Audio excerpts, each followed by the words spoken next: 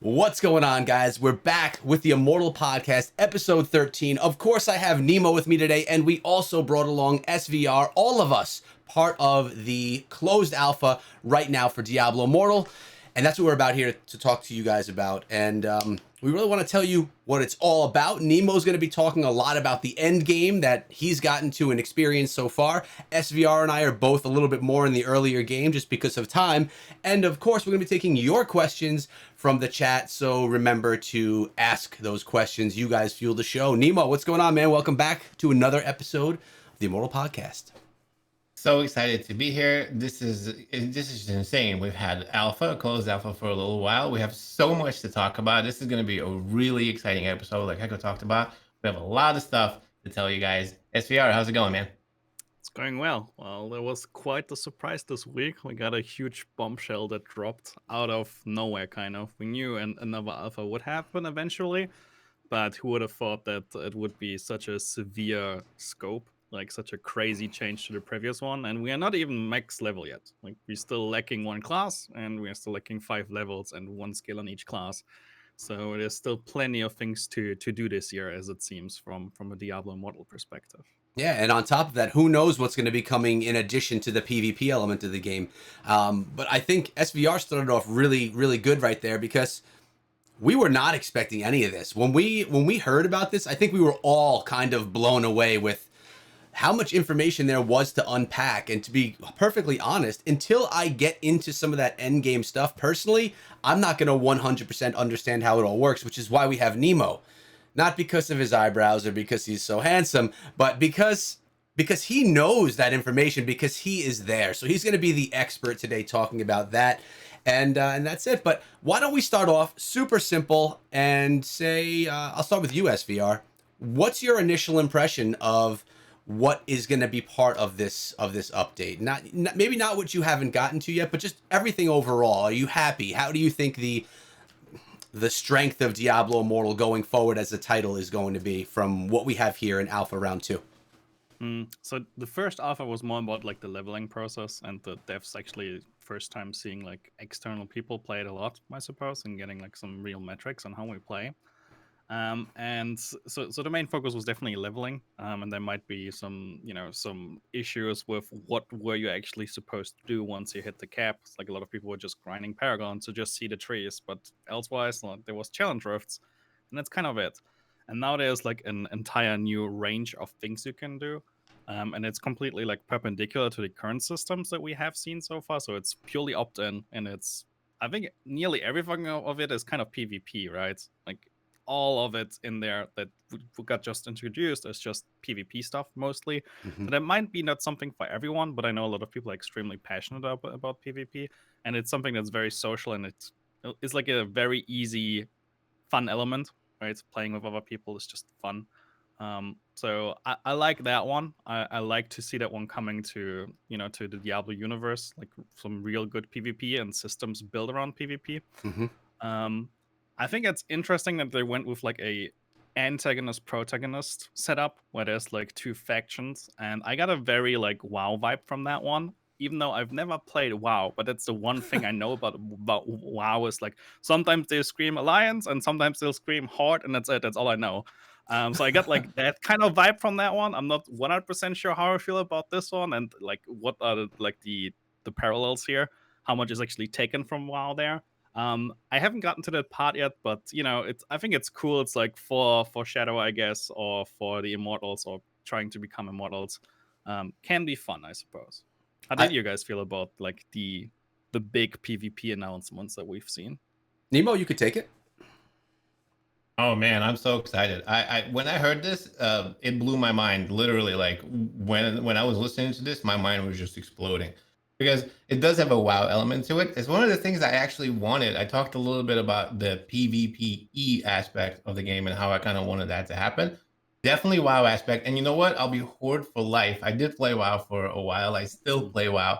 It is a bit of a difference because with WoW, it's more like a zone type of battle, right? But here it's more like, I think everybody wants to be immortal. At the end of the day, once you start playing and you realize the goal is to be immortal when you become a shadow, right? That's what you want to be. So Mm. I love the fact that it is PvP. It's got a PvE aspect to it as well. We'll talk about that in a little bit. And then the whole idea of there's only 500 immortals in the server, it creates almost like a faction, but like a faction that everybody strives to get to.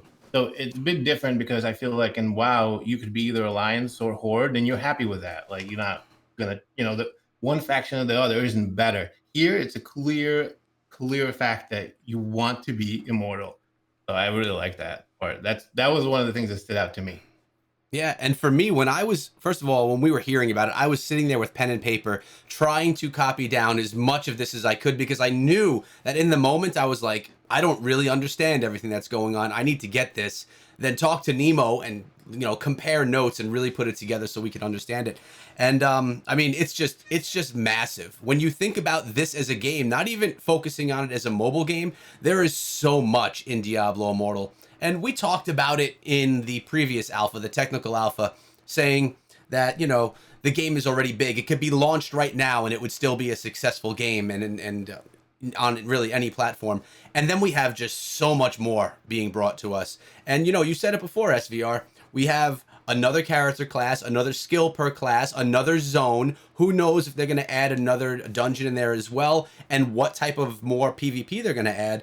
By the way, I'm really excited about the battlegrounds as well. I can see that forming into not just like a practice area, but more of a casual PvP where maybe you don't want to be part of the whole Shadow and Immortal, event, but you do want to go in and fight other people. That could be the start of something that can be just like a PvP lobby, which could be a lot of fun to do too. So I think that a lot of framework has been put in place for them to develop. And I mean, even where they're located, when you go up and you're by the Elder Rifts over there to the right, that's where everything is located. And in the past, in the technical alpha, I believe, going up that way, and it was kind of empty. You had all those areas there, but no one was really hanging out. So, and it's still not very crowded up there. So I could very much see them adding more things. But I was pretty excited. And again, really looking to unpack it. I was grinding a little bit more last night because you need to get to level 42, is it, Nemo? What level do you have to get to start engaging in that end game stuff? So I believe at 43 is when the story will take you to the tavern, which takes you underground. And that's what you were talking about before, to the right over there, where you mentioned that there's a whole new Immortal Ascension Hall, right, where you can get in there. And then there's also the Honor Merchant was moved there now as well. There's a bunch of activity that goes on over there. And it's kind of like really royal. It reminds me of like going up to like the kings or whatever else and seeing like these awesome huge like immortals, right? There's a statue over there. There's the Wall of Honor and all this like wonderful, like almost godlike, right? That's what it reminds me of. And then you have the shadows. So at 43 it takes you to the tavern where you meet the secret guy, the secret merchant sort of guy who tests you for a little bit, and then you get to sign a pledge, a contract that you want to become part of the shadows. And then they lead you underground to the secret underground Court of Whispers, it's called. Like a layer and a whole like level underneath of there. There's a whole bunch of stuff. You'll see it once you get to 43. There's a whole thing that you haven't seen that's really exciting and very much different than the godlike immortals. This is like quiet, like down, dark. It's really like gloomy in there. And it's very, very much like it's just so cool. Wait till you see it. Yeah, I can't wait to get there. So much so that I'm actually playing right now as we're doing the podcast, trying to figure out if I'm going to be able to do this and pay attention to comments and talk at the same time or not. I'm already starting to find it difficult, Nemo. But so I see McVenom is here. She's also in the technical alpha, and she's been doing a little streaming herself. She's saying that she has to have some unpacking of that end game stuff as well. So do you want to kind of give us a little overview, Nemo, of what, and I mean, we've done this in videos, but probably a lot of people that are here haven't seen that stuff and really don't know about this battle between the immortals and the shadows and really what it's all about, like why it's being put in the game. Is there something that you want to add to that to try and give a basic understanding for people that haven't gotten to it yet?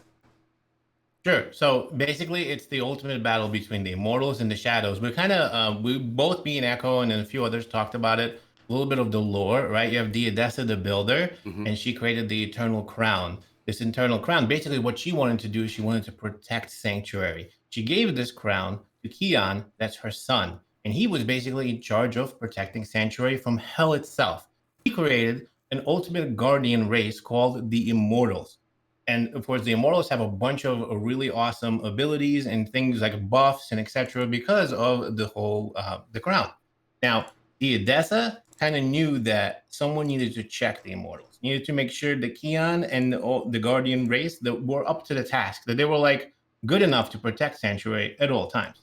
So she went to her daughter Akiba and gave her a task of basically making sure that she checks Keon and the Immortals. She created a race called the Shadows, and the Shadows were basically in charge of testing the Immortals at all times to make sure they were up to the task and they were strong enough to protect Sanctuary. And if the day ever came where the Shadows overtook the Immortals and became stronger, then they would become immortal themselves. So this ultimate battle is kind of going on between the Shadows and the Immortals because they all want to protect Sanctuary. And that's kind of the backstory of this whole thing. So why does someone want to participate in this though? Besides there being PvP, what are some of the rewards that someone's going to be getting if they decide to? I mean, and like if you're a shadow, why do you want to be an immortal? What's the benefit of it? What are you actually going to be getting?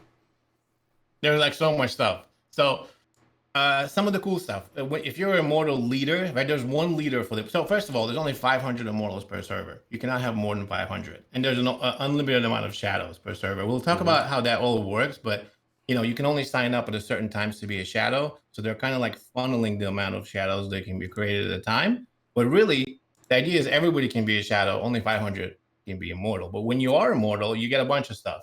You get the Wall of Honor, which I think we talked about that. Maybe you can actually go over there and show them. But the Wall of Honor is where like the leader and all of the lieutenants kind of sit. Gives you like basically it's historical record of the server. Like whatever you do as the leader of your reign and the lieutenants and all the rest of the immortals get logged in the server, and anybody can look at that for the entire history of the server. So you literally can put your name into the history. When you're a leader, you get your own statue. The leader and the 4 lieutenants, there's 4 different lieutenants. They all have a buff. So like the leader has I believe it's a crit buff. And then one of the lieutenants has a healing buff. They all have different buffs. So this is like amazing. There was one lieutenant that actually has a healing buff. So when you're around them, there's going to be some sort of a healer thing going on. And in fact, if you see 4 of them together along with the leader, I think it's pretty much going to be impossible to take them down. You really think about it, because that's 4 that's 4 different buffs and the crit together. It's going to be the ultimate. I mean, that's going to be crazy. Anyway, so there's that. You also have a whole bunch of activities like the vault, and we'll talk about all of that. There's Diodessa's blessing. I want to stop and kind of get your guys' opinion for the leader and the 4 lieutenants and the buffs. What you think about that, and I'll jump back into it. What do you think about that whole thing?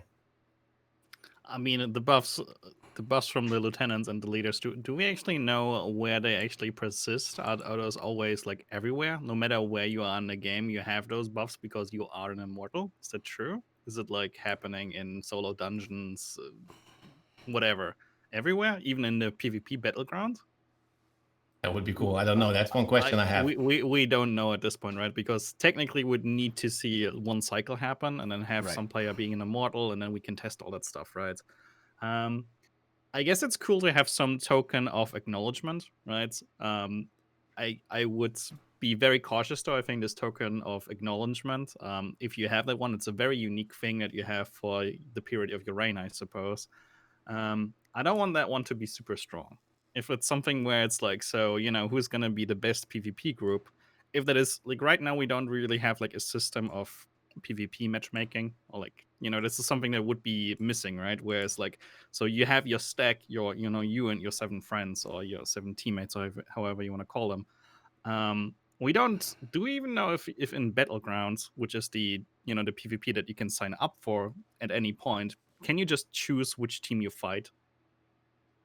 Is that a thing?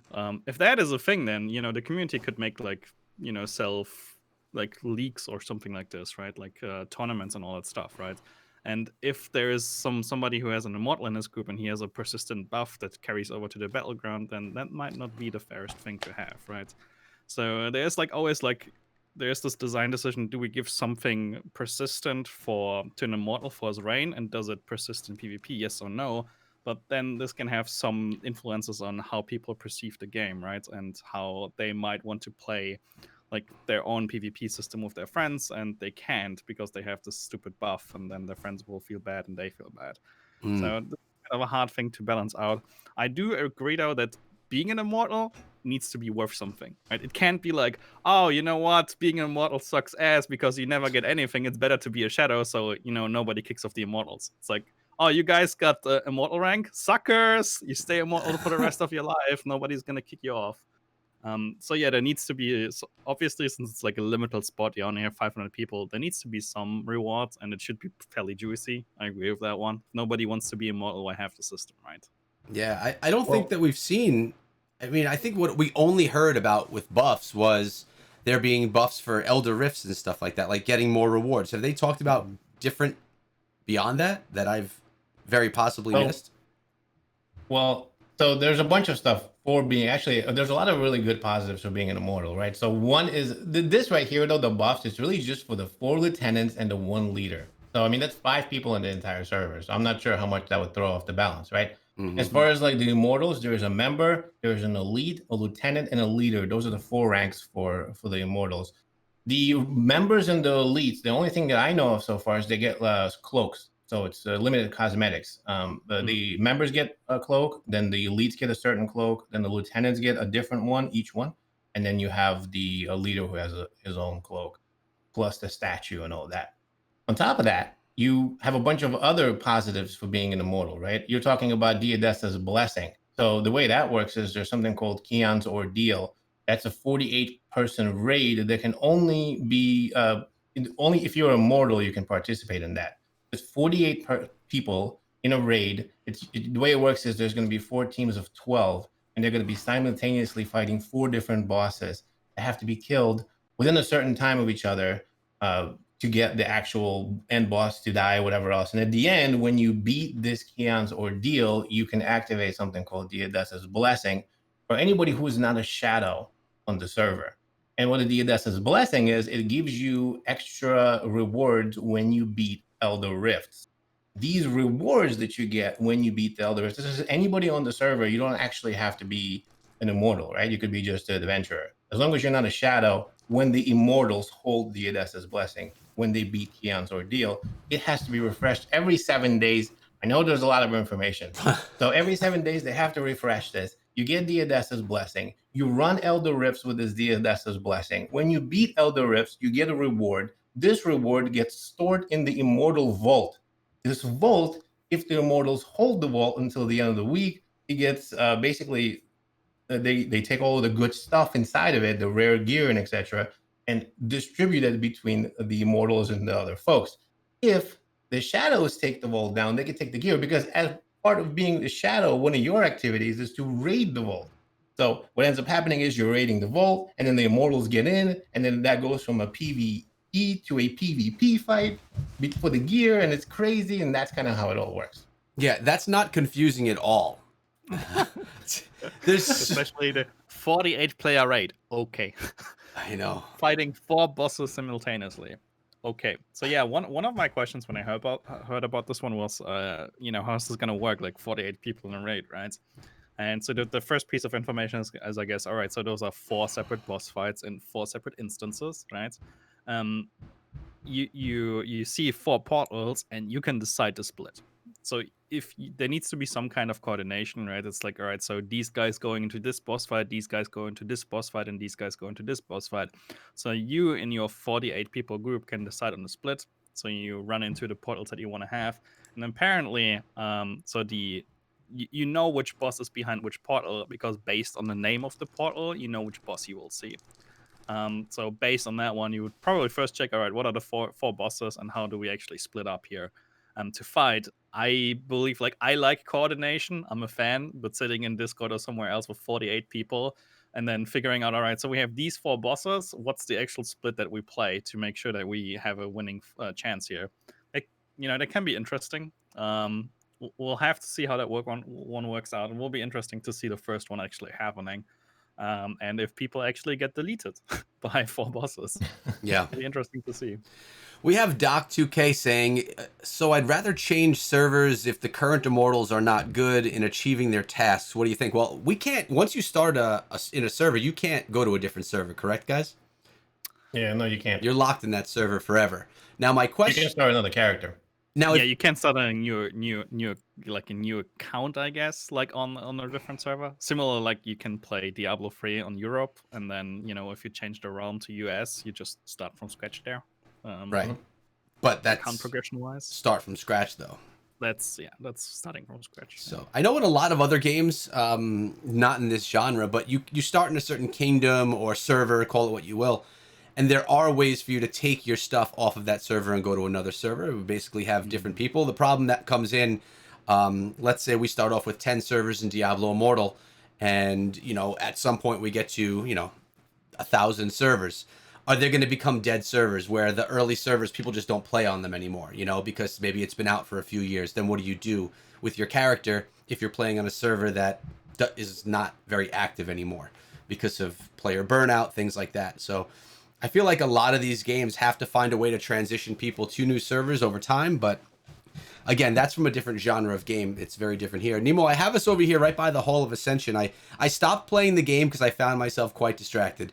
But then I logged it back in just to be able to look at this with you. But as you can see, I can't get in yet.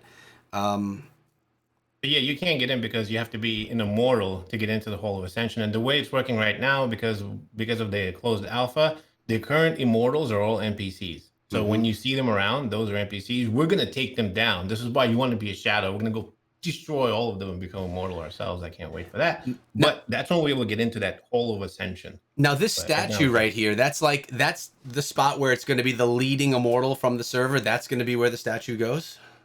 That's a question that a lot of people are asking. I do not know, because if you keep going further, you'll see the Wall of Honor over there, and that's where you can view the current immortal leader and the 4 lieutenants. Right.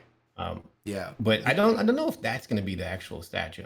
And there's the honor merchant. They moved them from the court down there before. He got some new stuff. He got some juicy new stuff. I'll go in there in a second. So I'm right here in front of the hall right now. I know you guys, as you're watching, you're on a little bit of a delay, but I'm here in front of the wall, and there's nothing to really do with the wall right now. You can't click it or view it or anything, but that's going to be where stats are, correct? You should be able to view it.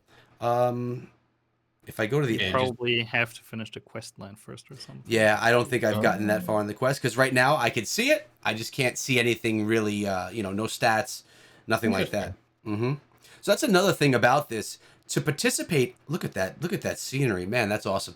To participate in any of this, you can't log into the game and suddenly get into PvP right away. You have to grind up a character to level 42, which is probably going to be 5 to 8 hours of gameplay, approximately, depending on how good you are. Yep, exactly. So that could be a negative as well for people that don't really want to do anything but PvP. Are they going to want to spend that time to do that?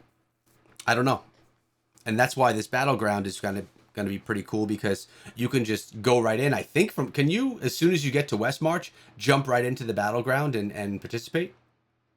That's one thing I didn't test. Actually, I want to test out my new character. I do not know. I was playing with the battlegrounds, but I was already like 40 when I started, 43 or something like that when I started. Okay, well, I just hit find a party, and it told me my level was too low, and I'm at level 36 or something like that. So it does seem like you need to grind. So thinking of new players coming into this game, first of all, they can't get to any Elder Rifts or anything like that until they get to West March. But did you guys notice that you get to West March a lot quicker in this closed alpha than you did in the technical alpha? Like half the time.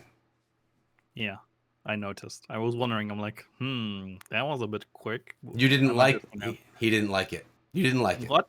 No, that's not what I'm trying to say. I was just baffled. I'm like, either last time I just sucked, or last time maybe it's the information bias that what's gonna happen, and hence you just play for it faster.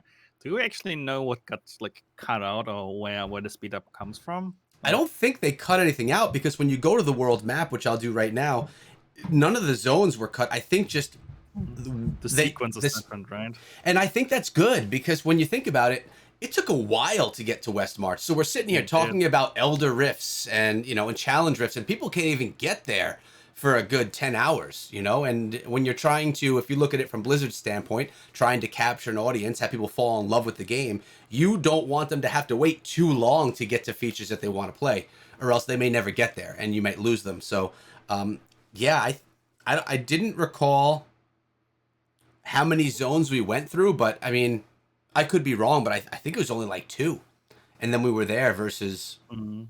more than 2 Yeah, in the in the previous other. think alpha, I think after Zoltan Cole, you got into Westmarch, if I recall correctly. So you did first Warframe, then the Cemetery, then the Darkwood, then the Shasar Sea, and then Hmm. Zoltan Cole, and then Westmarch.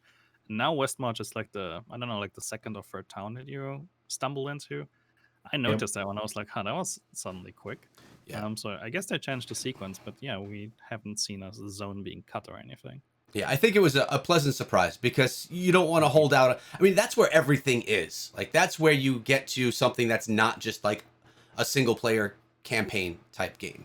And I think getting people there quicker is going to be good. We have a question coming in from Ice Cold saying, if servers weren't there, okay, tough to read. Basically, he's saying, is there going to be a global server? Or is he going to be stuck in a regional server?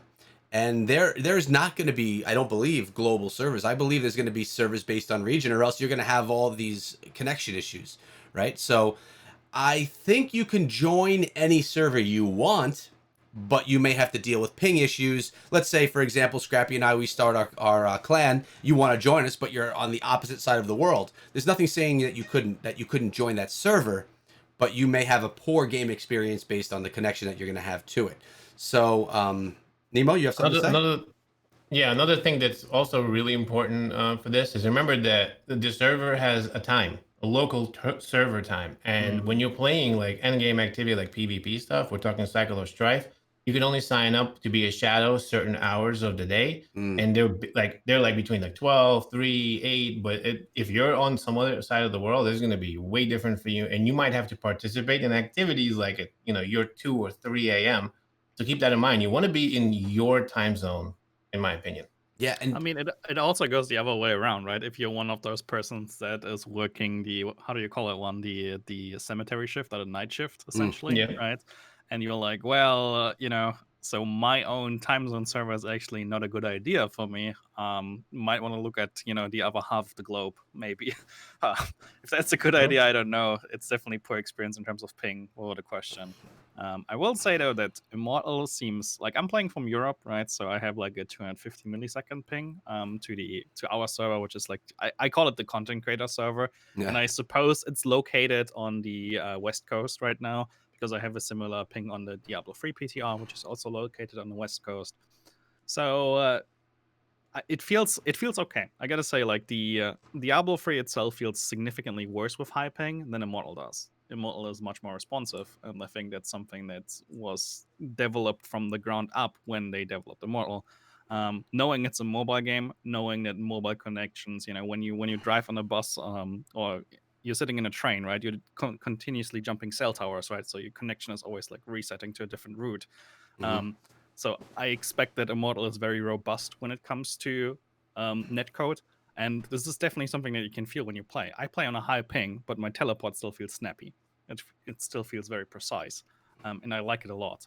So on that end, I will say, if you compare it to other games, I would say high ping is very forgiving in Immortal, the way it's been built and engineered, I would say. For other games where you're expected to play on your local server, like specifically FPS games or like mobile games where reaction time is important, then yes, you will have a bad experience playing on a different ROM. yeah. So should be okay for people that just want to play casually. If you really, really want to play on a different time zone server because of friends, family, or you're working the night shift. That's great to hear.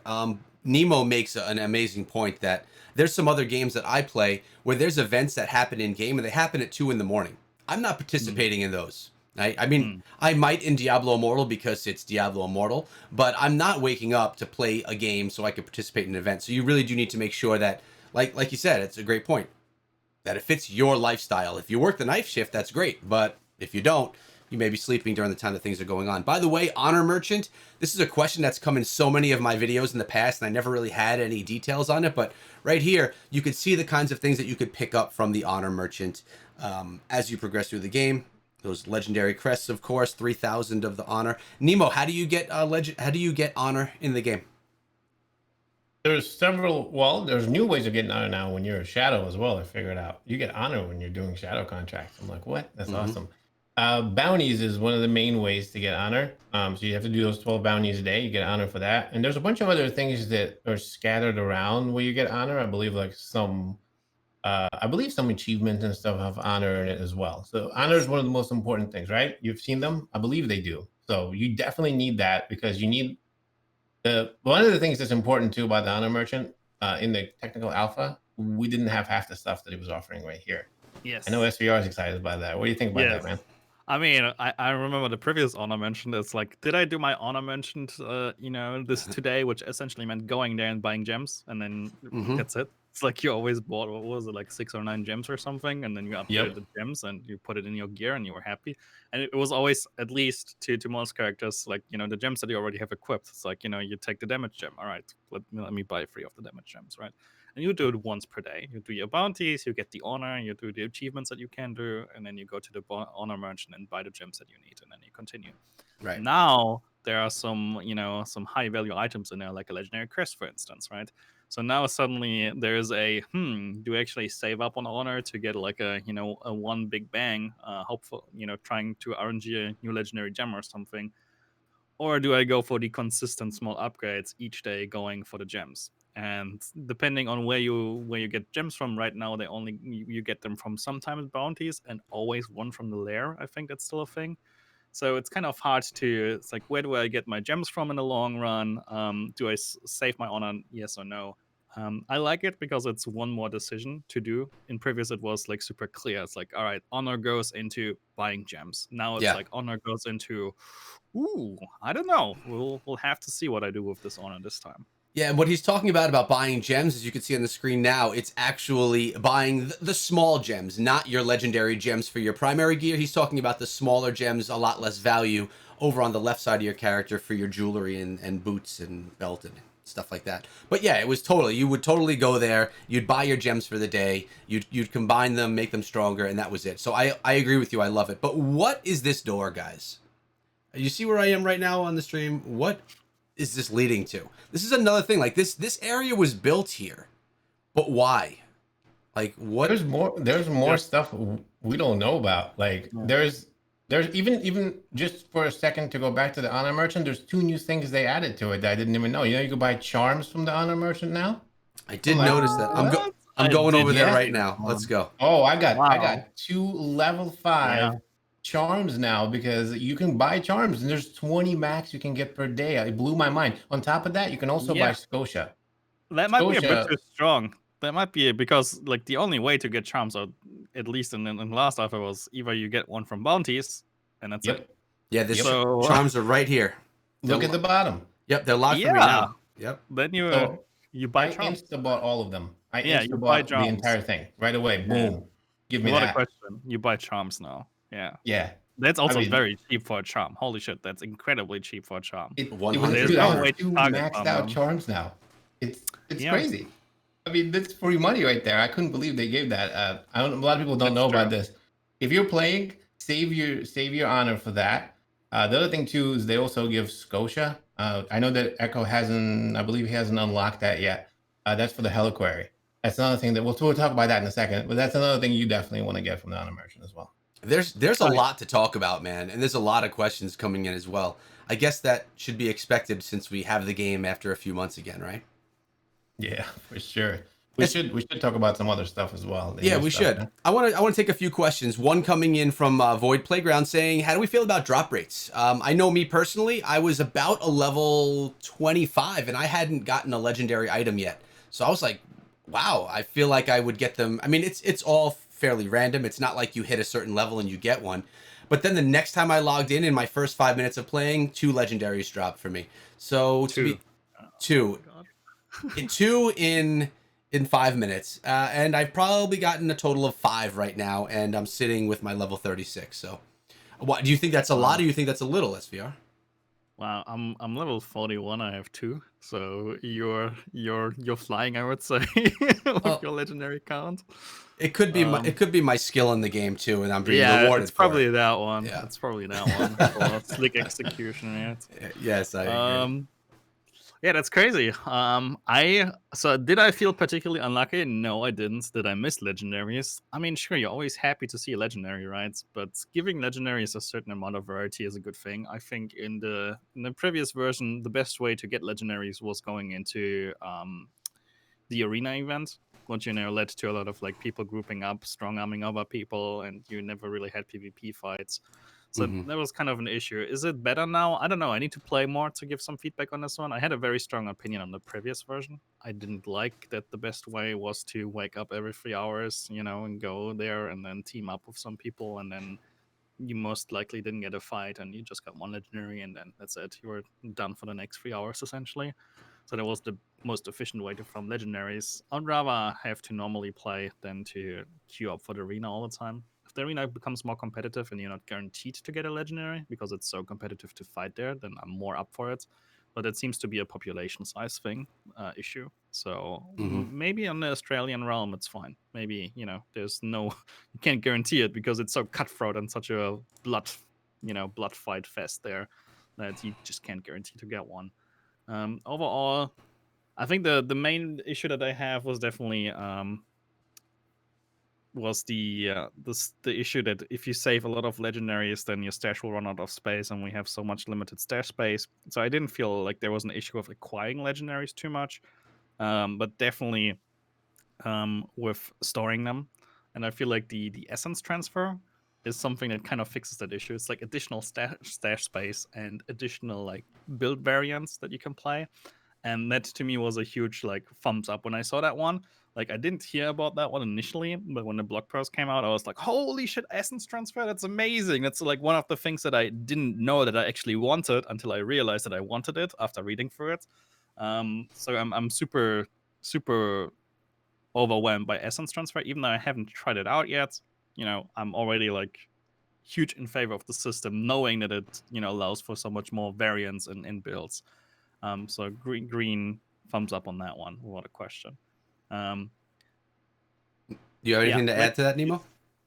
legendary rates are Let, fine right now. as far as legendary, I mean, I agree with SVR. I'm really excited for the essence transfer. Just to jump back really quick on the actual drop rates, I believe I have 6 legendaries now. You guys are gonna hate me. But at first I had none. But so you get a legendary for I believe when you hit level 40 or something, you get one for the battle pass, right? In the store you get one. I believe when you get to 40 plus, you get a legendary as well. One side note, there's some legendary gear that gives you certain bonuses for like challenge rift and other activities that I found.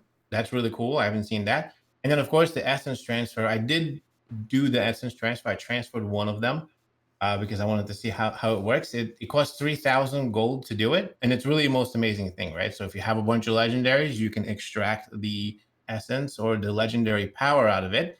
It keeps that legendary power in basically a bank. Well, it's kind of like the Kanai's Cube, but versus having passive things that you add to your character, you can actually just put it back into another legendary and it replaces the current one that it has. So if you have a legendary 1, you can take it out and put it into another one. And the gear itself keeps all of the stats and the rest of the things in it. It just changes the legendary power itself. That's really cool. I guess more things. I like that. I already use it on one of my pieces. It works. It's pretty cool. And I'm going to be diving more into it. Definitely a cool. Another thing too. This is a great way to find out what legendary pieces are available, because if you go in, it gives you all of the legendary abilities. So did you know that? So you can go for your class, take a look, and see every legendary piece that's around, and see what kind of builds you can kind of strive for. I really like that. Yeah, that's a good thing. That's a really, really good thing. I have to say, when I got those 2 legendaries in 5 minutes, I was actually just roaming a map. I was not in a quest. I don't know if that had anything to do with it, but I was not following footsteps. I wasn't going in a direction. I was just kind of exploring each corner, and it was of what was it last night? It was Zoltan Cool, and was it Zoltan Cool? No, it was the Toma Fahir. I'm sorry, Toma Fahir. Just randomly roaming around areas that I would never typically go, taking my time. And that's actually funny because from my 3 legendaries, I got 2 of them in the Tomb of Fahir as well. Really? So 2 Tomb of Fahir prophecy incoming here. There it is, man. But that was last night, Greg, too. Grab two. I don't know. Yeah, for me that was Wednesday night. I got 2 legendaries and 2 buff for here. Well, same here, which was me last There you night. go. Now, You Which get was them from for random me it was mobs, even too. no, for me it wasn't even the same boss. It was the very first boss. Like I always run to the one in the top left hand corner first, mhm, and that one dropped the Uh-huh. legendary the first time, and then the second time I did it because my quest bugged, I got it again. And I got another legendary. got you. So Nice. whatever. Yeah. Not saying that this is a guaranteed chance, but it is for me 100%. 100% for you. Now we have a question coming in. I believe it was oh man, I forget who sent the question. I'm sorry. But talking about skills and skill synergies, and I know that the Wizard had some of the best. SVR and Nemo are both big fans of the Wizard. I am not, but doesn't mean I don't like it. It's just not one of my favorite, which is cool. But we've talked a lot about the Wizard synergies, but I want to talk a little bit about the Crusader. And I haven't unlocked them all yet. I've probably unlocked half of them, but they really synergize well. I'm probably gonna have a video showing this off coming at some point too. But you have a lot of these area of effect skills that all can damage in one area. And basically, what I'm able to do is I'm going to use draw and quarter. Sorry, I'm hearing myself somewhere, and that's why it's like messing up my speech. You could use draw and quarter, where you take the horse, you pull all the enemies together. Then you're gonna go and drop your consecration, which is a circle of holy what is it called? Damage that goes in one area for a certain amount of time. Then you could drop judgment over the same area, which has a stun effect as well as damage. And then you could even do falling sword, and after 5 seconds you could hit it again and teleport and drop down. So you could do a ton of damage to one particular area surrounding you in a battle. For me so far, this has been the go-to for the Crusader. Like I said, I haven't unlocked everything yet, but I don't know. It's going to be hard to beat what I have right now. I'm looking forward to seeing what comes out next. And I haven't viewed some of the people that have made it, their streams, to see what they're using. If you guys have, chime in. Or you could also chime in about your love for the Wizard and what skills you like that synergize well there. Yeah, the Crusader seems very, very strong on the AoE side. Like Judgment, Falling Sword, and Consecration are also skills that we have in D3. At least Consecration was something that was used regularly. Judgment was more used as a debuff skill, where you would increase the chance for a target to be critically hit, for instance, or you would debuff the monster to do less damage, for instance. It wasn't per se a DPS ability, so seeing it here getting a more DPS flavor is nice to see. But yeah, Crusader seems very AoE heavy from the playstyle that I've seen from other content creators. It seems really as you said, draw and quarter together, and then click your 2 buttons, and then AoE smash everything. Which it feels combo-y. The thing on Wizard, you need to do it in a specific sequence. You need to first burn the monsters and then deal arcane damage to get the bonus. I'm not sure if there's hidden interactions for Crusader here. If there's if you do it in a specific sequence, you do more damage, or if after drawing them together, you can click the buttons in any sequence and you always maximize damage. I don't know. There's always obviously a way to do it smarter. Whether or not there are mechanical advantages to do a specific sequence, I don't know. I'll definitely try it out. What a question. I'll play a bit of Crusader. I like Crusader. It looks strong. Yeah. The thing with the draw and quarter and pulling everything together, I'm not sure how well you will be able to survive in challenge rifts, if challenge rifts are your goal. Generally speaking, being melee in challenge rifts or being melee in Good Rifts and D3 is hard. It really is hard. You need some really good defensive layers to make sure that when you run in and before you click draw and quarter, that you don't die on your way to click draw and quarter. If you get the draw and quarter off, then you're probably good, hopefully, if you're fast enough and don't get hit. But once you get hit and you gotta go into melee range to draw them, then things can get ugly. Well, I agree. Let me be fair. Out of these 4 that I'm using, draw and quarter is the least important, but it's also the most fancy. I mean, you're jumping on the back of a horse, so you kind of want to use that because it's so well done. Do you need to use draw and quarter first to pull everything together? No, it's probably the least essential part of it. The other 3, consecration, judgment, and falling sword, they're all going to be damage happening right in one specified area. So I am curious to see what some of these others that I have locked are going to do, and very possibly take place of draw and quarter. If I had to take one out right now, it would be draw and quarter, which is sad because it's the coolest looking one. It may be one of the coolest looking ones in the game altogether, but Yeah. I don't know. I like it. Nemo, we've gone a while here without checking back in with the chat. Anything that we're missing that people are asking, I don't want to forget about them. We just have so much to say ourselves today because it's first episode back. Sure. I mean, I'm keeping track of all the questions. So once we get to question and answer, we'll get to them. So don't worry, guys. We're not, we're not skipping you.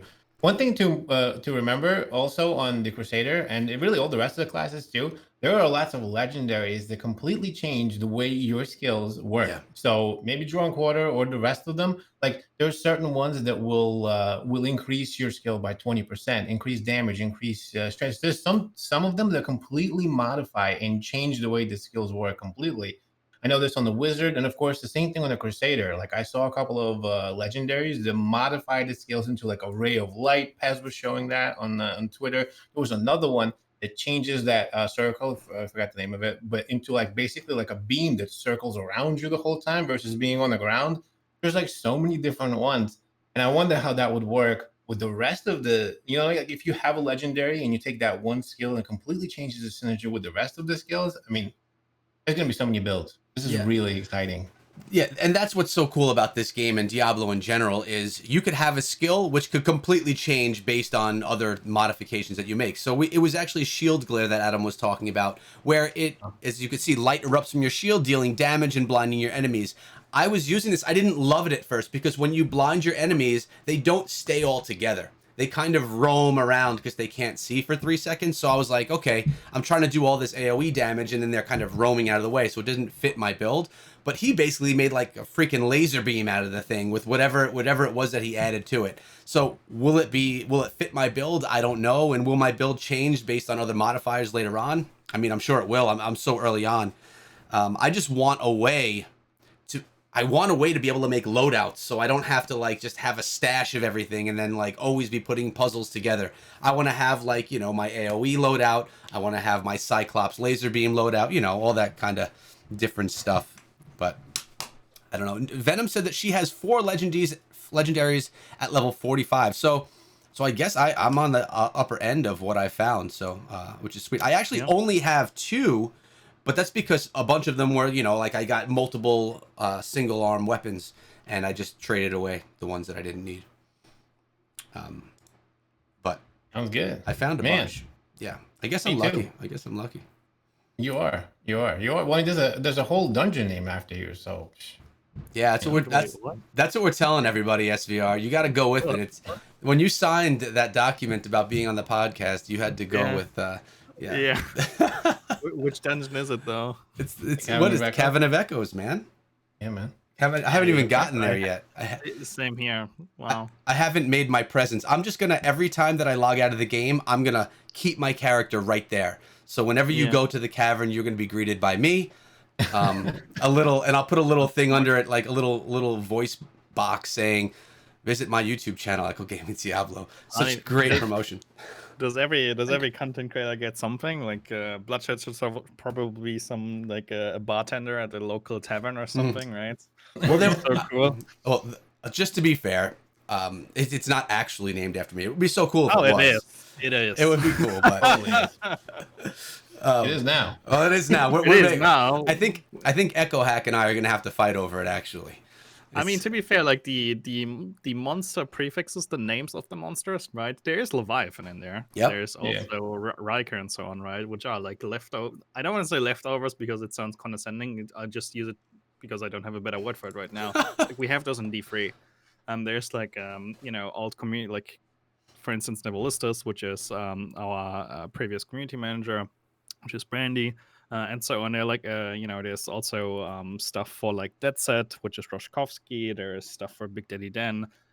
Like a lot of content creators have specific like monster prefix names, and those also are going to transfer into Mortal. At least I've seen some of them.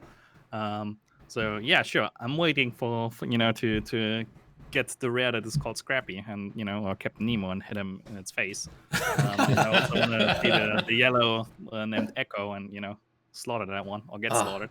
You are. We're supposed to be friends on this show, but it looks like SVR is But coming at I us. I remember specifically I was playing a season Diablo 3 solo self-found, and I was leveling, and I was a bit overdoing it. On my first get earth, I went like on the first couple of get earths, I went a bit too high, right? So I like what do you, I think Americans say something like you took a larger bite than you can chew or something. Yeah, yeah. That is like the Yep. proverb, I believe. So I was going in there. I'm like, yeah, I got this, right? And then I got to the very first elite, and it was like one of the super big tanky guys, like we call him Golgor. They are Mhm. like immortal, and I got clapped. Like he had the Juggernaut X, and I got just clapped, right? And then I'm like, you know what? I will try again, right? So went in there again and tried to kill him again. I died again. And at the fourth attempt or something, I was like, Jesus, man, what a shitty first elite to get, right? And somebody pointed out that its name is Leviathan. I'm like, wait, what? It's like, yeah, this is Leviathan. Wow, Leviathan gatekeeping our content creators from playing. That's really funny. I mean, that's really Well, cool pretty that they do that. I mean, a Yeah, a what a small question. way of giving back for the dedication of some of the OGs is really cool. Yeah. I love it. Yeah. All right, so we That's have a Leviathan.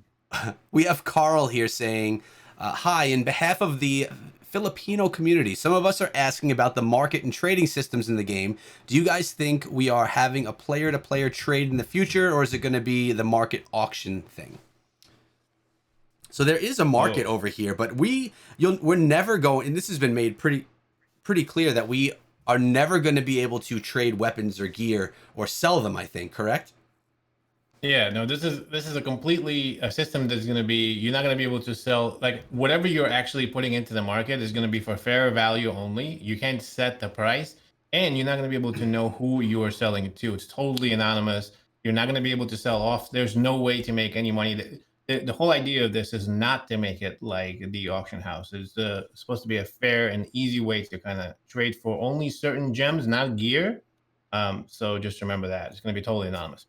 Mm-hmm. And I'm And trying. also, I was also trying like this is one thing that I tested on the technical alpha was, in the battle pass you're also, at least in the technical alpha, you were given a lot of gems, right? And it was really hard in technical alpha to get gems, right? So you creating a new character and quickly getting the gems and then selling them on the market, logging out onto a different character and then buying those gems does not work. So you cannot buy stuff of yourself. And I'm also pretty certain that it's likely not possible that when a clanmate is putting something in underpriced, you can't buy it. I'm pretty certain that there are some limitations, such that you cannot like slingshot or underprice sell stuff to friends or communities. Which essentially is the question: is there any way to pseudo trade to a specific person? The answer is no. And if you try, it will likely there will be some prevention in the system that will disallow you from A, trading with yourself, or B, trading in a freeway circle of our friends.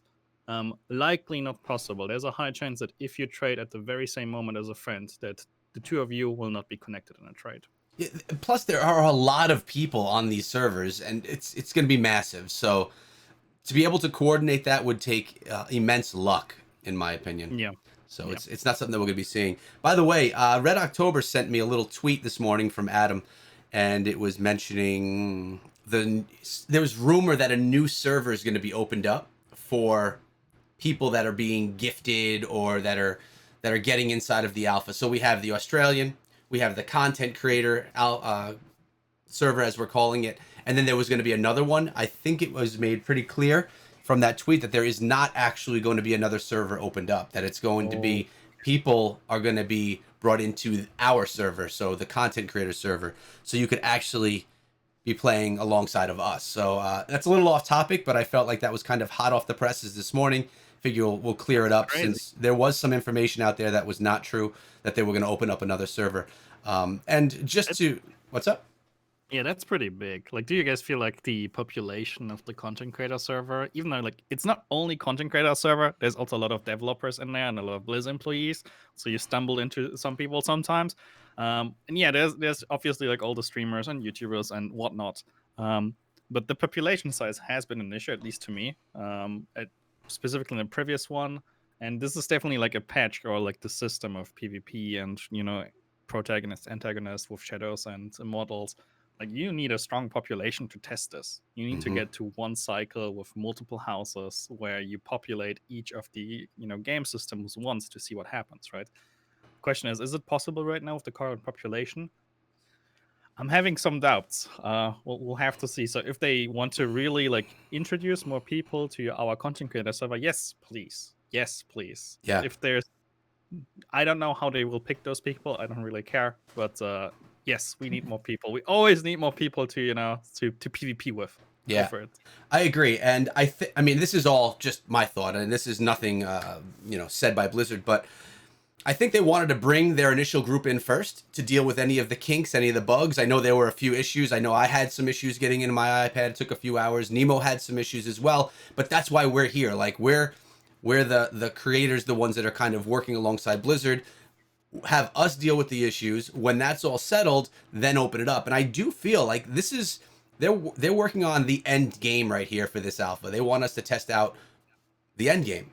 And like you guys said, with the new events coming on, we need players. So I anticipate them opening up the doors to quite a few more people to this server. Or else I don't see how we could compete in a lot of this stuff unless if we're going against computer generated enemies. So We're definitely getting more people. The thing is, though, one thing I definitely noticed, there's a lot more people here than there was a a technical alpha. yes. There are a lot more people. Now, the thing is, though, not just because they're all in here doesn't mean that we're going to be able to test PvP, right? Because you have to actually opt into the cycle of strife and do all of that good stuff and get there fast enough. Right now, they're playing with, with like the junkies like me and SVR and Echo and Leviathans. They're just like running. I mean, I am trying to get the end game, so I am pushing as hard as I can, and this is why I got to max. But like, if you're a normal regular player, you might not want to play nonstop all day long and not sleep and etc. So it might take you a while to get there, and then when you do, you have to actually opt in. So how do we know that everybody's going to want to be? I mean, I can't see a reason why you wouldn't want to be in the cycle of strife, but maybe you don't. Maybe you just want to play the Heliquary, which we haven't talked about, by the way, and all the rest of the stuff. I mean, I don't know. That's a merit of like providing a game that has so many perpendicular systems that people are like, oh, this is one opt in. Yeah, let me save that one for the next alpha.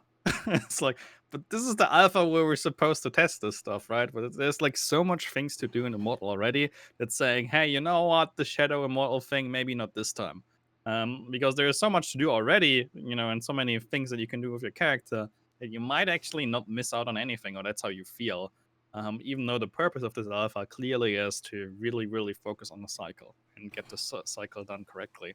So I imagine there's a significant amount of the population that will not opt in for that one, be it either they don't like PvP by themselves at all, or they are just overwhelmed by everything else that there is to do, that they are like, I don't have time for this. I have a kid and, I have a, job and things to do in life, and I can't just play that much. And I'd rather opt out of PvP and just play by myself. Hmm. Can be the case. Right, a more casual approach to it for sure. We have some people in there saying, Carl actually saying that he's been, no, it was not Carl, it was Lex Luthor saying that he's been pre-registered for 2 years. Basically, how do these people get chosen? The thing is, so many people, everyone has been pre-registered for so long. I mean, obviously there's new people pre-registering every day, but there's been such a massive number of people pre-registered for so long, and I think it's being based on region. I mean, we had Australia, that was clearly region based. That's how they can really hone in and get that fine-tuned analytics that they're looking for. The content creator server, which definitely has people in there that more, unless if there's that many content creators, like you guys were saying, I've seen a lot of people in the server running into people. I'm pretty sure, like the entire content credit. So don't feel bad that you're one of those. You signed up for the alpha and you want to play the alpha, right? But you didn't get into it. Like everyone that is on the content creator server, I'm fairly certain those are just handpicked people. Those are people that were handpicked, as in, this guy gets to play because of XYZ for whatever reason. This guy's a good alpha tester, and so on. And there's friends and family and also employees in there, right? So there is a True. high, like Germans call it vitamin B, which is vitamin for friendship, essentially, right? So that's what we say. It's like, so how did you get in there? And the answer is vitamin B. So don't feel bad for not getting in there because there was no open raffle for it. There just wasn't at this point. That's Right. how I feel. I haven't seen a person on that server that I feel like wasn't a content creator. So, or somebody who has vitamin B, I suppose. There is the Australian thing though, but you got to be located in Australia, and there was a raffle there and it's Android only, right? Australia is Android only, if I recall correctly. Yeah, Is it I not? think so. Yeah. Yeah, So it's correct. Android only. So yeah, there is some. That's just how it is. Yeah, I mean, no matter what, we're going to be dealing with, people are going to be upset, because the argument is, why do content creators get a special ticket to play the alpha? Or why does SVR? He doesn't stream that often. Why does he get, but obviously it's based on relationships we've built and what they think we could bring to the table, I guess. But, looking at it from the other side, I understand. People want to play. People are excited about it. So I kind of feel bad, which is why we do stuff like this, to try and bring you guys in as best as we can. And share the love. One thing to mention on the positive side of all of this is that there is a way, right? I mean, you've checked out Echo's video. I have a video on it as well. There are ways that you could possibly get into here. If you heard some of the tweets, just to kind of high level overview this, because I know we don't have that much time. Make sure that you join the Diablo Immortal Discord server official. Make sure you join their Reddit, and make sure that you follow them on Twitter. Sounds like they might be running some sort of giveaways, just so you're in there. Make sure you follow it and get ready to get in there and enter. And hopefully you have a chance to come and play. It'll be really exciting. Yeah, I agree. And Nemo and I both have a video out on that, and all the links are in that video to go to those things. You never know when they're just going to pop up and say, who wants to get in on the alpha. So follow those accounts. It's also a great way for them to gain followers in their accounts. I should start doing stuff like that. Strengthen up my my social following. What other questions have we missed? We are getting to. I don't even. Yeah, we've been here for an hour already. We're going over time, guys, which is fine. So here's the thing: we've missed there's a lot of questions still, and there's a lot of content that we haven't talked about either. Like we talked about the Immortal side, but we haven't talked about the Shadows or the Heliquary or like other things like the changes or whatever. So I don't know what you want to do. You want to save it for the second episode, or do we want to jump into that? What do you want to do, Echo? Let's do a 10-minute lightning round of questions. And we're obviously going to be back next weekend with another Immortal podcast. While the game is out, while we have it in hands, there's a lot more for us to talk about. So we're going to go weekly rather than bi-weekly with it. So yeah. Sounds good. So start taking some of the questions that we've missed. Yeah. All right. So some questions. Do you think they will change the requirements for the alpha and the beta when it comes to phone compatibility? A lot of people ask those questions. And the answer to that is yes. They will absolutely be expanding the pool of devices that are going to be able to play Diablo Immortal as they get closer to alpha and beta and full release. I don't know. We don't have the actual device specs. And I've asked them every time I had a chance. And every time they were like, no, not this time. Maybe Nemo. But we were working on it.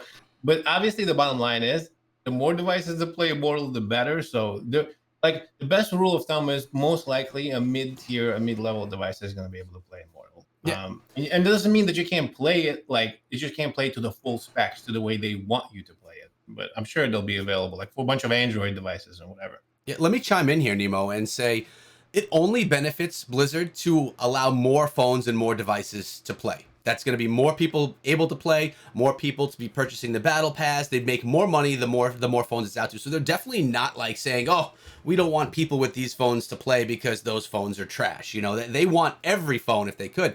But this game is bigger than PC games that are out, right? Like, so maybe not in file size, but the amount of stuff crammed into this game, it's massive. And when you start having games that are bigger and better with more features, it's going to be heavier on your devices. So we could get some really crappy action RPG that's going to be really basic, that doesn't do much at all, and you could play it on your 2 or 3 year old phone. I mean, by the way, I'm playing on my iPad, which is almost 4 years old. That's the footage you're seeing right now. So it's not like age has everything to do with it, but they want people to play it. The more phones, the better. So you can't take it personal. Plus, right now, they still have those restrictions, and it may show up that it won't play on your device when actually it will when it comes out. Like we said, it's all kind of up in the air, and that it has been opening up more and more over time. So that's it's going to be another one of those topics that just doesn't get old until the game is out, and everyone's either able to play it or they're not able to play it. That's a good question. There's another question that's actually pretty interesting. So Doc asks, Hey guys, he says, with all the interesting mechanics, cycles, and things that we haven't seen yet, like for example, the Necromancer class, do you still honestly think that the game will come out in 2021? I'll one of you guys go. Oof, that's a rough one, right? Um, so so one way to look at it is like look at the previous technical alpha, right? And then look at the current state, like what we got last week, right? And look at the difference, right, in scope. Like how has the game changed in its time frame, right? Obviously, we don't know. Is there more coming beyond this, right? Is this all the systems that we're gonna see, or are there gonna be more additional system with the next alpha with the Necromancer? Obviously, the more you future creep, the bigger the scope becomes, and the further you need to push back the release. Um, we don't know. Like, we really don't know how much there is to come. But just judging from the immense leap the game did from the level 45 leveling technical alpha to now, that was a huge step. That was a very grand leap. If they continue with these grand leaps, then yeah, 2000, this year, 2021 is possible to me. The game already feels incredibly polished. When I heard, hey, you want to play, the Immortal Alpha, I was expecting an alpha. I was expecting crashes, glitches, bugs, disconnects, all that stuff, yada yada yada, right? All the things that don't work, right? Didn't happen. Like, it's already extremely polished on this end. So I feel like I'm not saying they don't have those growing pains that you have when doing game development, but they already eked those one out. Those are already gone. So it is already a polished experience. The question is like with how grand is the scope that they want to release with, and this is already like with this patch, this is plenty enough to release to me. So if they just want to polish it and throw it out in 2021, yeah, I would say it's possible. Just judging from the step from the previous version to right now, 4 months later, huge step. It's Yeah, possible. I agree. But I also believe, and I'm pretty sure that, I mean, it will be releasing with the Necromancer. Like, they've already said that. So they're not going to say it and then go back on it and say, "Oh, we want it. We want to get it to you sooner, so we're going to actually not include the Necro," especially because it's the Necromancer. It's the one that so many people want. So could they release it today? Yeah, I agree with SVR. I mean, the game is incredible. They could have released it in December and it would have been incredible. But it's not their vision for their release. They want to have a certain standard met as far as the amount of content in the game. Not really about the quality of it, because the quality is there. It's just they keep adding so much. I mean, when you think about the technical alpha to now, I mean, that was what, 3.5 months. They added 2 new zones, a new dungeon, a new character class, and the whole PvP Immortal and Shadow element to the game. That's a lot of stuff. And it was done in 3 months. Now, of course, they were working throughout the time we had it, and they may have had some of that done before. I don't really know. But I'm pretty sure that their goal is to release in 2021, and I think that they are going to release in 2021. If they Side have question, yeah. Do you expect more systems? Like the next alpha, so let's say there is a next alpha, the next thing will be a beta with the Necromancer. Will there be another end game system? Yes or no? So I don't think there needs to be one. But will there be one? I don't think there needs to be either, and I want Nemo to chime in too because he's been quiet. But I would love to see that Battlegrounds turned into, and like I said, I haven't been able to get into it yet, so I don't even know what it looks like. But I want to see it where it could be a matchmaking lobby. Like, you can go there Yes. and you can Oh my go God. into matchmaking. Yeah, that's the Yeah. exact same thing that I have. Because if that doesn't happen and we can choose whom to fight, the community will create its own system, right? Mhm. We'll have our own website leaderboard. If we get API hooks, we'll write it ourselves. But we will have something where 8 people can show up against other 8 people, and there will be some MMR ranking, and there will be a rank 1. Right. If it's not in the game, people will do it, and there will be a rule set, and that's just how it is. So might as well just embrace it from within game, and justify that. And why not? I mean, they built the battleground. It can't just be built just for people to practice.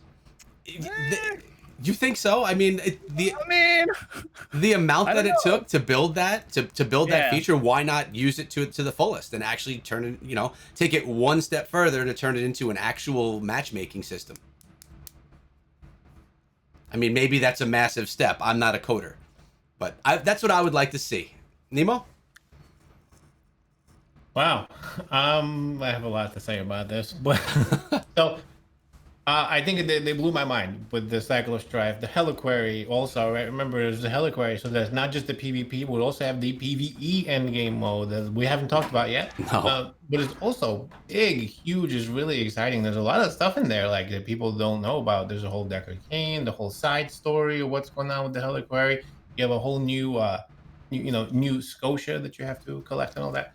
But so it kind of blew my mind when it comes to that. I really didn't think that they were gonna come up with something like this. So when I saw that, actually it changed my expectations. To be honest with you, they could come out with, because if you listen to what they said during BlizzCon, they alluded to, I didn't say, but the way, if you just go back and watch Wyatt, he did say, it almost seemed like there's going to be 3 tests, which is what kind of gets me a little confused, right? We're going to have to test this out. And the idea is the cycle has to turn over and possibly, we want to see the immortals being thrown over and etc. So that's over a month right there. We're getting closer and closer to 2021.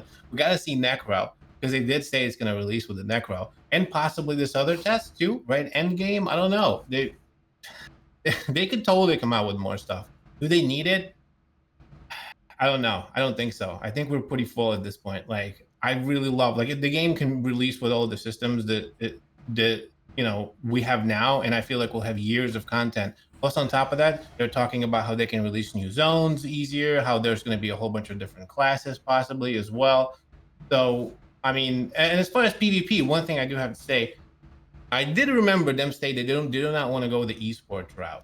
Right. Right. Mm, So they did true. say that. Now, this whole thing you're talking about, with the tournaments and etc. I understand that everybody's going to want to do their own thing, and there's going to be some sort of a ranking, right? We're going to figure it out, like SVR said. But they did say they don't want to go esports route, so that's where I'm kind of stuck. I do not know what's going to happen there. I don't know. Yeah, I'm not sure either, but I don't know. I'm excited about what we have so far. I want to dive into it. There's another question that's coming in. Yeah. I wanted to touch on this if we have some time. Right, we still have a little bit of time. We could go as long as we want, really. Okay, so the question is, what is to keep immortals from perpetually holding it? It seems as if they're on top, they're the best players. It is going to be impossible to overthrow them. You guys want to take that? What's going to keep them from not being immortal? Well, I don't know the answer to that question, to be honest with you, but it's going to be that so you're saying someone that gets so powerful, so good at the game, they've just achieved that position. How do you actually dethrone them? Well, I mean, we have 500 immortals, and you have an entire server of shadows, right? So it's like the pack mentality. You have a lot more of the weaker attacking the stronger. But then they get knocked down into shadows, and then they could get the pack plus the power, and they would just get that immortal position back. I don't know. I don't know how that's going to work, and it's something that I have to play before I can give an actual opinion on it. SVR? It is a reasonable fear though, right? Because for you to become immortal, there needs to be some value to becoming immortal, right? Meaning it should be more rewarding being immortal than not being immortal, because it's so hard to become immortal, right? But that also means that the strong people become stronger. And if the rewarding part of being immortal is being immortal, and getting there is a hard job, then it's probably easier to defend your throne, right? I guess one way to do it is something like, I mean, I'm just throwing around ideas. I have no clue if this is the case, but occasionally what other games do is like the person that is behind or the faction is behind gets a bonus, and if it continues being behind or falling further behind, the bonus becomes larger. Or the leader gets a penalty, right? So imagine you are immortal and you win your first cycle, and then you defend on the second cycle. Now you get a global debuff. If you defend the third cycle, you once again get a global debuff, and now it's getting really tricky to defend for the fourth one, right? So that is one way to ensure that after some time you're forced to getting cycled out unless you're really, really, really, really insane for some reason. But that is one way to do it. Is it a good way? I don't know. Is it a design thing that you want to do? I have no clue. I'm not a designer, right? But it's one system to think of on how to do it, right? How to make sure that there will be a rotation. Obviously, being immortal needs to be good. It would be bullshit to be immortal, and then it's like, oh, I shouldn't be immortal because being a shadow right now would be more rewarding, so you try to figure out how to leave immortal status. That is against Diablo Immortal, right? That shouldn't be the case. So yes, inherently, being immortal should be good. making sure that the models are really getting kicked off and cycled through, that's the hard part. How they will do it, we don't know. That's why we have the current alpha, I suppose, right? We'll have to see. If the people that grind a lot and become a model will never be able to kick them off, then yeah, that's an issue to me. And I agree with the question. There needs to be a system to make sure that we will cycle. A cycle will happen. I'm sure that that's been thought of, although I don't know the answer to it either. But that's SVR's big brain theory on it. His big brain breakdown. There is a system within the game, right? That's called the Right of Exile, that gets triggered every time there's a top 10 dark houses rise to the top, and then this whole system is what's going to be able to judge the immortals versus shadows, and that's basically when you go into the 8v8 10 simultaneous battles. Long story short, top 10 dark houses send 8 of their best shadows to go face the immortals. 80 mortals versus 80 shadows in 10 battles, 8v8 simultaneous battles that are all judged individually. So there's 10 battles of 8v8, shadow versus immortals. And if the immortals win 5 or more of those battles, they stay immortal. If shadows win 5 or more of those battles, they become immortals. That's kind of how this whole thing is going to turn. There's going to be a battle, and that whole battle is called the Right of Exile. There you go. Nemo breaking it down again. We have one more question I want to take before we do our outro stuff, guys, and that is where do you grind for XP, and when you have to reach a level without a quest. The best way that I've found to gain XP in the game is by doing your bounty boards. That's going to be your first thing. You get 12 per day. You get good rewards and bounty board and XP rewards for doing that. And also, you know, dungeons. Mad King's Breach is one that I like to just continuously do over and over for XP. Do you guys have any other favorites that you like to do where you find the most XP reward? So in the technical alpha, we did 4-man counters runs with a wizard triggering the counters fight earlier separately. So that used to be the quickest way to have a good turnaround time on counters runs. I'm not sure what the guys are doing right now. You can go to twitch.tv/Diablo Immortal, I suppose, and check out in the game category what people are doing right now. I'm not sure what the meta right now is to grind XP. It's safe to say, though, I feel like whatever is being figured out right now will not hold up as the meta when the game releases. Like, you know, there's like, it's only a couple of, you know, 1,000 people playing right now. If you compare it to the vast majority of people that will play on release, there will be some kind of a one person with a brilliant idea on what is gonna figure out what's gonna be the meta for XP grinding. So right now it's more a see what works and casually just record some metrics on what is best. But you know, there's no advantage on that end when it comes to release. That is how it has been for other Diablo games when they were in beta, where the advantage was neglectable. And I mean, is it really like? It's not like talking. You could like triple the time, or you know, cut down by 1/3 the amount of time to upgrade. It's not anything that drastic, is it? When you do find the meta way, it's not like you're gonna be that much an advantage. It can be pretty crazy. Yeah. So you never underestimate the efficiency a group can have if they like fully teched out to do some very specific runs. So yeah, there can be a difference between some person is, you know, getting Paragon 200 in a week and another person needs like a half a year for it, even though they're playing the same time investment. That can happen. Yeah, efficiency can bring you far, but it also comes with a lot of, you know, dedication as well as being very overcorrect sometimes. Like a lot of people like just to relax, kick back and relax, and you know they don't want to get their ass kicked by some math in a mobile game, right? So on how to maximize XYZ. So yeah, some people enjoy that one, some people don't. That's the key. The key is efficiency. A lot of the new players that maybe don't know, and a lot of the old school Diablo folks that play, right? The idea is if you're going to be running through stuff, so you can do the Countess runs, you can do the Mad King's runs, right? Where you just basically figure out the fastest way to get through a dungeon and continually repeat it over and over and over again, the most efficient possible way. So even if you shave yourself a second or two, it makes a difference. Even if you don't have to go to your stash and drop some stuff off, that makes a difference. All adds to the overall time. And like some of the other ways that you could do this is, for example, some of the zones, like there's orange mobs that drop things. there are specific places that you can run certain routes that will give you the most amount of enemies, right? You could run massacre bonuses back in Diablo 3. It's kind of the same thing. You can basically, there's enough mobs that you can continually kill them that gives you an extra bonus for killing them. You could do that. And if you take and figure out best ways to run this stuff, you can map out the most efficient way to do stuff every day and continuously just bang at that. And there's no way someone can beat you unless they're doing the same thing. That's kind of how you outrun everybody when it comes to math and Diablo. Yeah, and this is like serious player stuff. This is not what a casual player is gonna do, or even a serious. This is like the top players. They're mapping this stuff out. Me personally, if I were to do it, it would be because I wanted to figure it out. It wouldn't be because that's how I wanted to play the game. I like to. I don't know. I mean, I like to gain experience and progress, but I definitely am more casual than someone like an SVR or Leviathan or people that are doing these calculations. So, yeah, I mean, for a lot of those people, like figuring out what's best, it's not always about the goal, like being the first one to 400, but it's also about the journey, like figuring out how to do it quickly. So you don't need to be the person who's like, I'm gonna be the hardest grinder and the most efficient grinder. A lot of people are just it's about the journey. It's about how to get there and figuring out what is the best way for you to do it.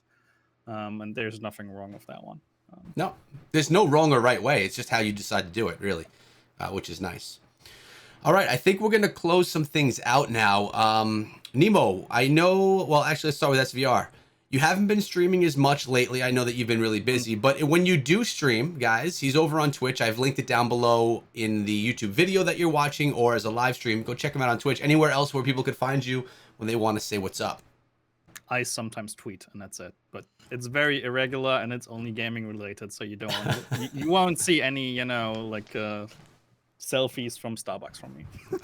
Too bad. That's his private account. Okay, how about you, Nemo? Nemo, I know you got videos coming out every day for Diablo Immortal. What did you put out today, and what's your plan for tomorrow's video?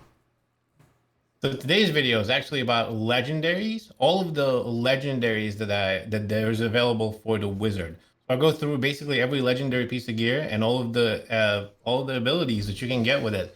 Kind of trying to figure out what's going to be the best wizard build that I'm going to run. This is a good way to look at the assets vendor and etc. Tomorrow's video is actually really exciting. All of the stuff that we haven't talked about today when it comes to shadows, the Rite of Exile, the Path of Blood, the Dark Houses, the Assembly. I'm actually going to put that, I already have that in the video for tomorrow. My experience as a shadow when I joined the shadows, all the way to the Dark House and what's going on in there. So like all the stuff that we haven't talked about, if you want to know what happens tomorrow, I take you through that as I go through it, because that happened actually yesterday. I'm pretty excited about that one. Yeah, that's going to be a nice informative video. I'm going to have to check it out myself because, again, I haven't gotten there. But we are putting out content all the time. Make sure you come check it out. And I appreciate you guys coming through this podcast or video cast or live stream, call it what you will, because it allows us to hear what you guys have to say. And we can kind of have that discussion with you. So this is episode 13. It's in the books. Next week, we are going to be back on Sunday with another guest, most likely, and talking more with more experience into the game.